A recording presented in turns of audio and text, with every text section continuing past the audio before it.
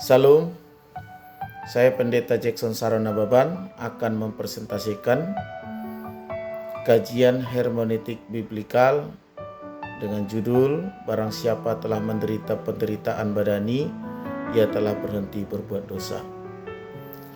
Presentasi ini adalah bagian dari tugas kuliah program doktor di STT Global Glow Indonesia, Jakarta, dari mata kuliah Teologi Biblika. Sebagai dosen pengampu adalah Dr. Diki W. Kansil.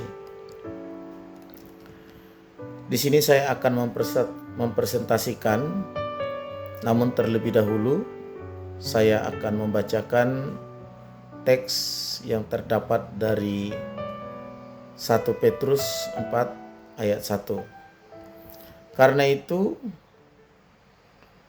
Karena Kristus telah menderita penderitaan badani, persenjatailah dirimu dengan pikiran yang demikian. Karena barang siapa telah menderita penderitaan badani, ia telah berhenti berbuat dosa. Pendahuluan, surat 1 Petrus ditulis kepada orang percaya yang sedang mengalami penderitaan karena iman mereka.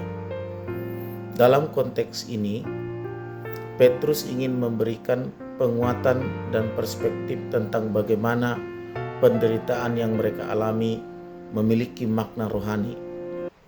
Ayat ini menyatakan hubungan antara penderitaan badani dengan berhenti berbuat dosa yang mengandung makna teologis dan etis.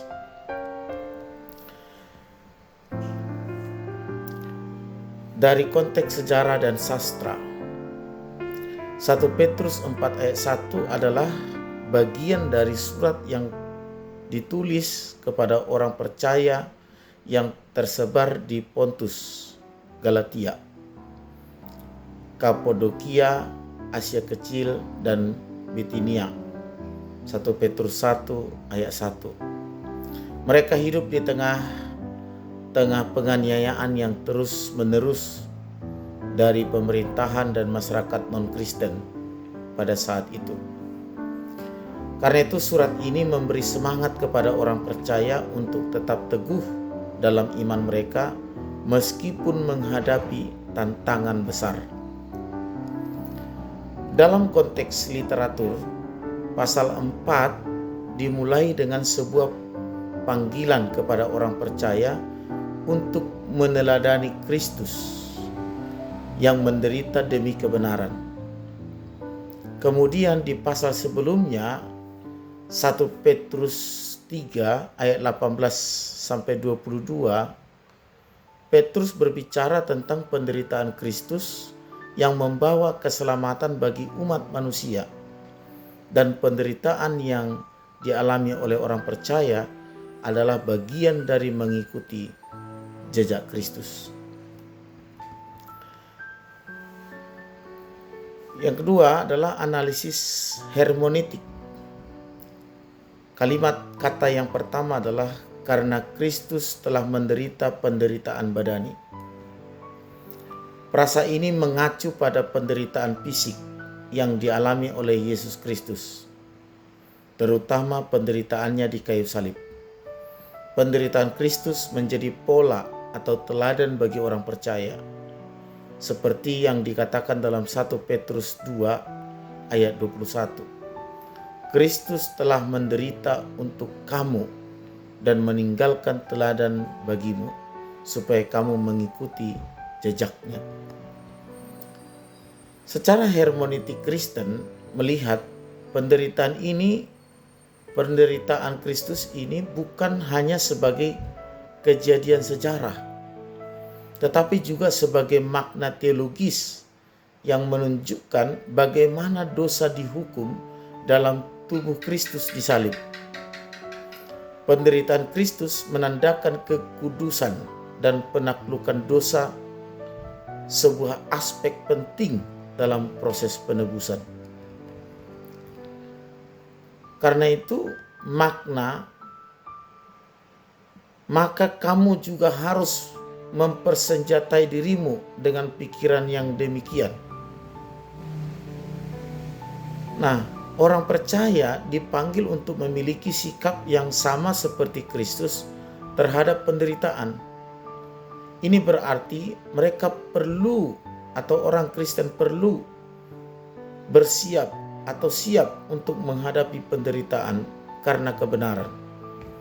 Dan melalui penderitaan itu, orang Kristen yang dipanggil untuk hidup dalam kekudusan, mereka harus sungguh-sungguh hidup di dalam takut akan Tuhan.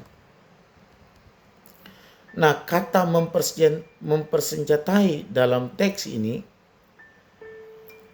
kata Yunani hoplisaste, dalam teks asli menunjukkan penggunaan bahasa militer. Petrus mengajak umat untuk bersiap secara mental dan rohani dalam menghadapi penderitaan, seperti seorang prajurit yang bersiap untuk pertempuran. Pikiran yang benar adalah pikiran yang berfokus pada Kristus yang telah menang melalui penderitaan.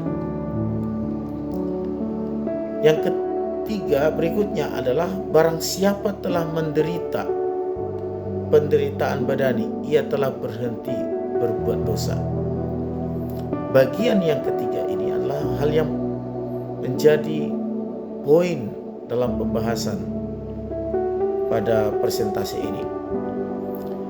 Pernyataan ini sering menimbulkan pertanyaan, apakah penderitaan secara fisik secara otomatis membuat seseorang berhenti berdosa? Penafsiran yang tepat perlu mempertimbangkan makna berhenti berdosa. Di sini dalam konteks yang lebih luas, Petrus tidak mengatakan bahwa penderitaan badani menyebabkan kesempurnaan moral, melainkan bahwa penderitaan karena Kristus membawa pembaharuan rohani. Ketika seseorang menderita demi iman mereka, mereka menunjukkan bahwa mereka telah meninggalkan gaya hidup dosa yang lama. Karena itu istilah barang siapa telah menderita penderitaan badani dalam bahasa Yunani adalah paton sarki.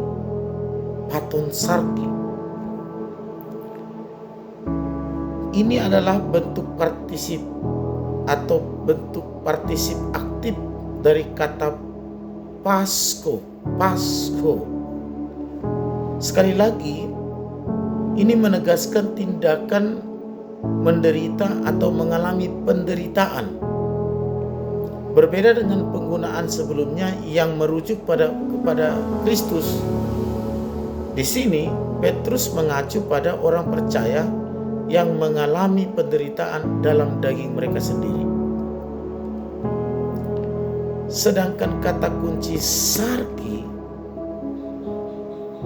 sekali lagi sar merujuk pada tubuh atau sifat manusiawi yang rapuh. Ini menekankan penderitaan fisik yang dialami oleh orang percaya. Jadi secara makna leksikal dari kata farton sarki di sini berarti bahwa penderitaan fisik yang dialami oleh orang percaya adalah penderitaan nyata, bukan hanya penderitaan mental atau emosional. Penderitaan dalam tubuh adalah bagian integral dari kehidupan Kristen, terutama ketika kita menghadapi penganiayaan karena iman. Yang berikutnya adalah kata yang juga bagian dari teks ini yang menjadi poin penting dari pembahasan ini adalah telah berhenti berbuat dosa. Istilah telah berhenti berbuat dosa dari kata Yunani pepautai hamartias. Pepautai hamartias. Kata pepautai atau kata ini berasal dari kata pauo yang berarti berhenti atau menghentikan atau mengakhiri dalam bentuk perfektif atau dalam bentuk perfect. Pepautai menunjukkan tindakan yang sudah selesai dengan efek yang masih berlangsung.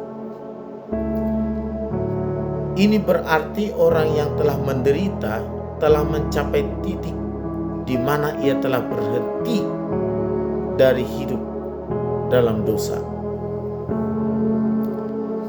Sedangkan kata kunci atau istilah hamartias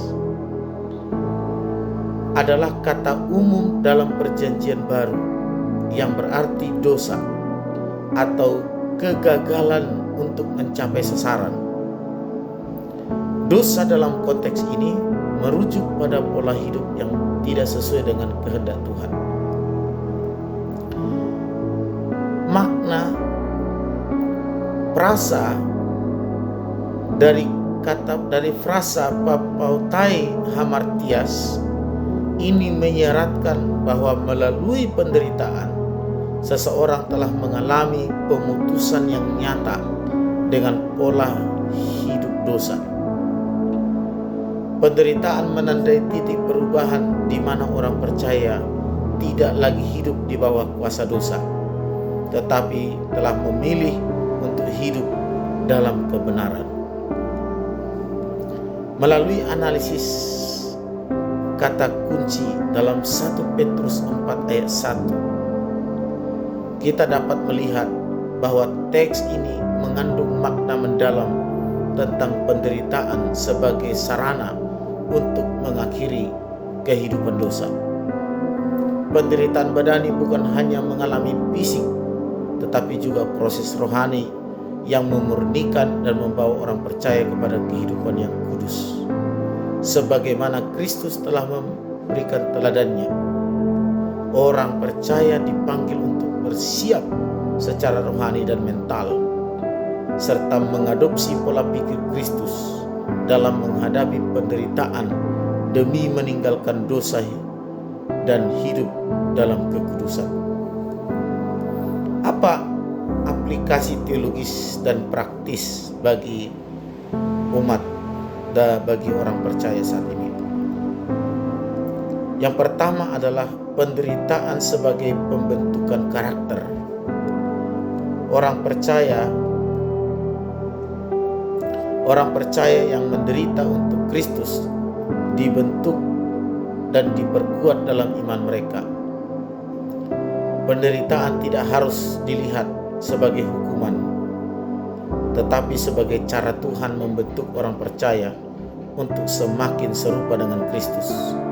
Seperti yang dikatakan Paulus dalam Roma pasal 5 ayat 3-4. Penderitaan menghasilkan ketekunan, dan ketekunan menghasilkan tahan uji, dan tahan uji menghasilkan pengharapan. Yang kedua, pemutusan dengan hidup dosa. Penderitaan untuk iman adalah tanda bahwa seseorang telah meninggalkan dosa yang lama. Mereka yang berani menghadapi konsekuensi karena iman mereka menunjukkan bahwa mereka tidak lagi terikat pada godaan dosa, tetapi berkomitmen untuk hidup kudus. Yang ketiga, meneladani Kristus dalam penderitaan. Petrus mengingatkan bahwa Kristus sendiri telah menanggung penderitaan demi keselamatan manusia. Orang percaya dipanggil untuk mengikuti teladannya dengan menderita bukan karena kejahatan tetapi karena kebenaran. Orang percaya turut mengambil bagian dalam penderitaan Kristus yang membawa mereka kepada kemenangan atas dosa dan kehidupan kekal. Sebagai kesimpulan dari presentasi ini, 1 Petrus 4 ayat 1 mengajarkan bahwa penderitaan badani yang dialami karena iman bukan sebuah kesulitan, tetapi merupakan bagian dari proses pembentukan rohani. Dalam penderitaan, orang percaya mengalami pemutusan dengan gaya hidup dosa dan semakin serupa dengan Kristus. Petrus mendorong orang percaya untuk melihat penderitaan sebagai kesempatan untuk berhenti berbuat dosa dan mempersiapkan diri dengan pikiran yang sama seperti Kristus yang telah menderita demi kebenaran. Penderitaan yang dialami oleh orang percaya adalah bagian dari perjalanan iman, di mana melalui penderitaan itu orang percaya berhenti berbuat dosa dan mengalami kedekatan yang lebih besar dengan Tuhan. Demikian presentasi saya ini saya buat. Tuhan kiranya memberkati kita semua. Tuhan Yesus memberkati. Amin.